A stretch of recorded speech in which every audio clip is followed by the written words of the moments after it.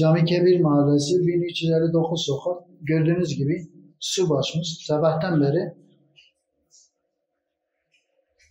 153 arıyoruz. 153 küçük araba yönlendiriyoruz. Biz bilgi veriyoruz 153'e.